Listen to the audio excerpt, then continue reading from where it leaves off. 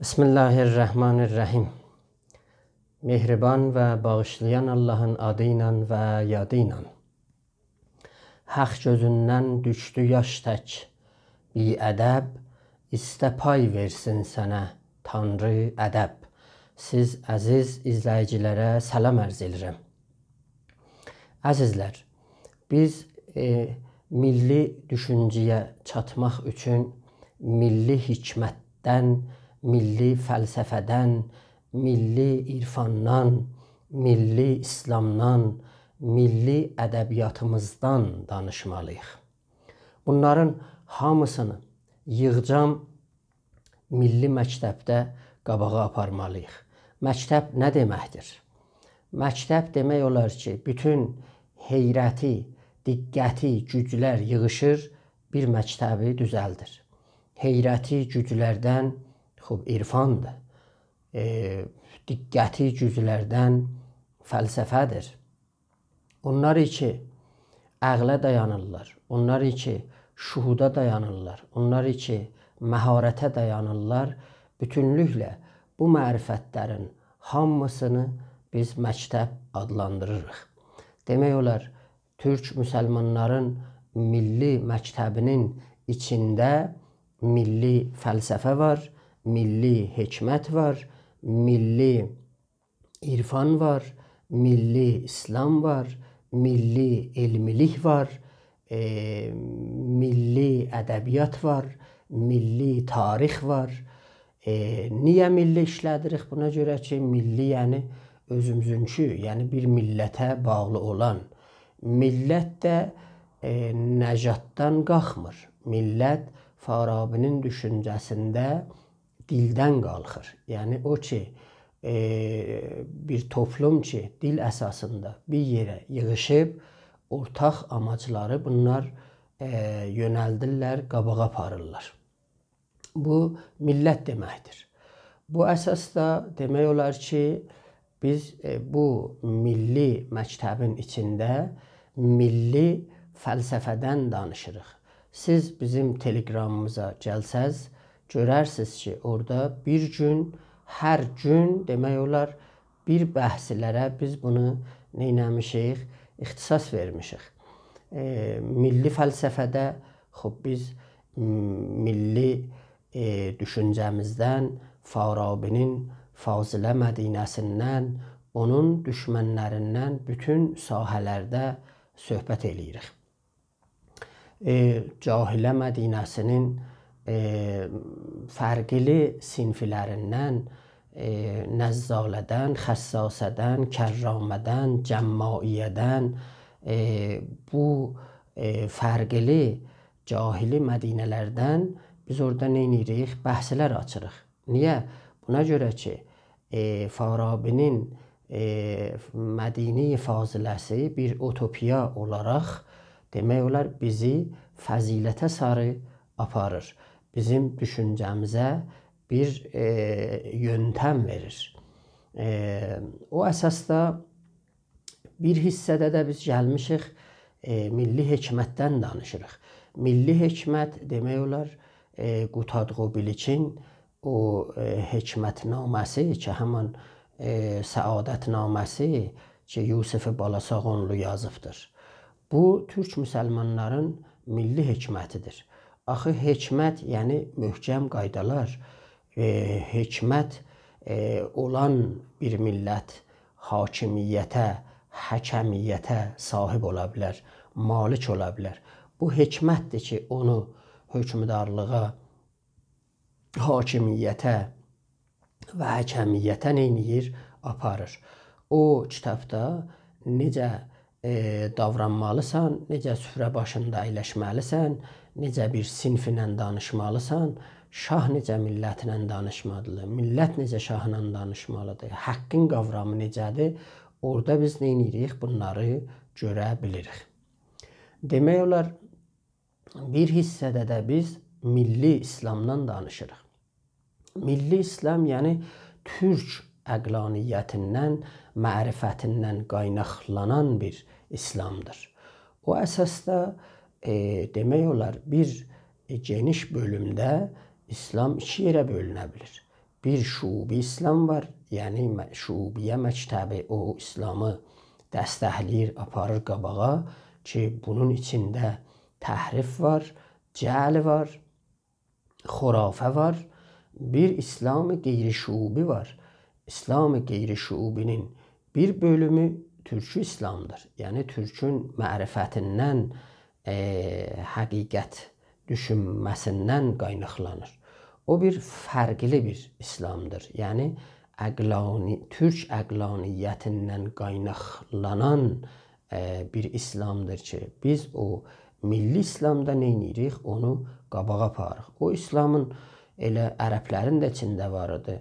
Bir para alimlər var idiler ki, onlar çalışırdılar ki, ərəb əqlaniyyətini müstəqil, bağımsız elan etsinlər. Muhammed Arkon, Dr. Nəsr Hamid Əbuzeyd, Abid Əl-Cabiri və digərləri.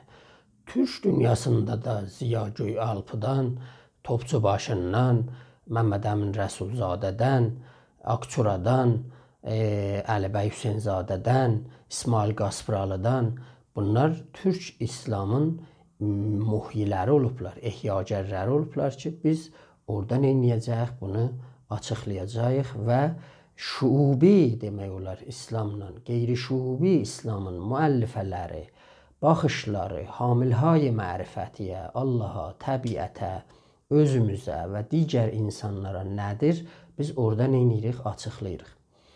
Bu milli məktəbin içində demək olar milli elmilik də vardır. Yəni Türk müsəlmanların alimləri elmə bir özəl səviyyədə yanaşıblar. Elmin metodolojisini bunlar yaraldıblar.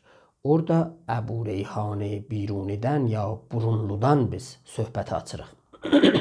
Niyə?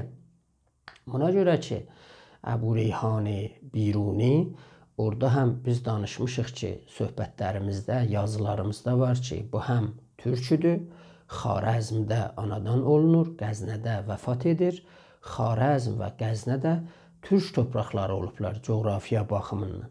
Bu adam da türk olubdur, müsəlman olubdur. Eyni halda da ən birinci alimlərdən olubdur ki, təcrübəni elmə neyniyibdir, yanaşdırıbdır.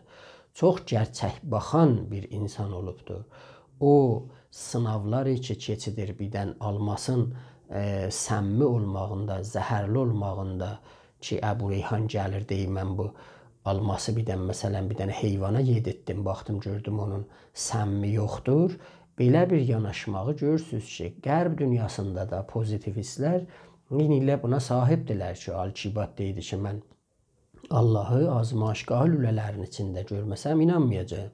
Belə bir baxış demək olar Əbu Reyhan Birunidə ya Burunluda demək vardır. Təhcə o deyir. Demək olar o milli elmiliyin içində Xarəzmi də vardır, Zəməxşəri də vardır, Kaşqərli Mahmud da var, Reydə böyüyən, törənən alimlər də vardılar. Əbulfütuh Razidən, Zəkəryay Razidən, bunlar hamısı elmidə özlərinə görə bir bedaətləri, bir ixtiraları, bunların bir kəşfiyyatları, inkişafları, baxışıqları olubdur ki, bunlara bir dənə özəl metodoloji neyiniyibdir, bağışlayıbdır. Sonralıqda biz milli hökmdarlıqdan da danışırdıq. Axı türklər illər boyu hakimiyyət sürüblər ki, onun içində ədalət olub, təsahulluq, təsamuhluq olub, özgə dinlərə, özgə dillərə bunlar yol açıblar. Osmanlı dövrəsində bunların Yəhudi, Məsihi vəzirləri olubdur. Ona görə bu türkü əqlaniyyət demək olar fərqli bir əqlaniyyəti olubdur. Ərəblərindən ya Faslarla ya Ruslarla. Bu əqlaniyyət o hikmətə, o fəlsəfiyə dayanaraq bir özəl bir həkəmiyyətə və hakimiyyətə sahib olubdur. Müxtəlif silsilələri ki, tarix boyu fərqli coğrafiyalarda geniş ya kiçik hökm sürüblər. Siz Qərəxətayyandan tutun, Xarəzmşahiyandan, Samaniyandan, Qəznəviyandan, Səlcuqiyandan, Moğollardan, İlxanilərdən, Teymuriyandan, Ağqoyunlardan, Qərəqoyunlardan, Səfəvilərdən, Osmanilərdən, Qacardan, bunlar bütün türk silsilələri olublar ki, dünya səviyyəsində bunlar hakimiyyət sürüblər. Bunların qurultayları olub, bunların yasaları olub, bunların qanunları olub, qaydaları olub, özəl termləri, istilahları olub, bəyləri, xanları, üç bəyləri, qurultay nə cür ola bilərsiniz? Görürsünüz ki, Nadir Şahı Muğan qurultayında seçirlər və bu adam gəlir, şah olur. Bu da demək olar bizim milli hökmdarlığın bəhsində gedir qabağa ki, biz o başdan başlamışıq, yəni Qacariyədən başlamışıq. Yəni demək olar Qacariyəni bölmüşük iki yerə. Demişik ki, Qacariyədə bir məşrutiyə, türkiyə, hakimiyyətiyə, modern dünya ilə barışan bir məşrutə vardı ki, bunlar özləri parlament düzəldirlər, özləri qanunu məşrutəni imzalayırlar. Demək olar ki, modern dünya ilə barışırlar. Bütün dünyanın o ələ gətdikləri təcrübələri mənimsəyib qazanırlar özlərinə sarı. İkinci məşrutədə məşrutəyə şubiyə, farsiyə, məcusiyə, səlibiyə, masonidir bir dənə. Yəni orada bunlar bir teyflər gəlirlər meydana, o gerçək cəryanı və o gerçək yolu neynirlər özlərinə sarı alıb və hakimiyyəti türklərin əlindən çıxaldıb masonlara və faslara neynirlər, verirlər. Demək olar ki, bizim bu məktəbin içində biz milli ədəbiyyatımızdan da söhbət açırıq. Milli ədəbiyyatımızda bizim böyük alimlərimiz, şairlərimiz olubdur. Türkün özünün bir yeri olubdur bizim ədəbiyyatımızda.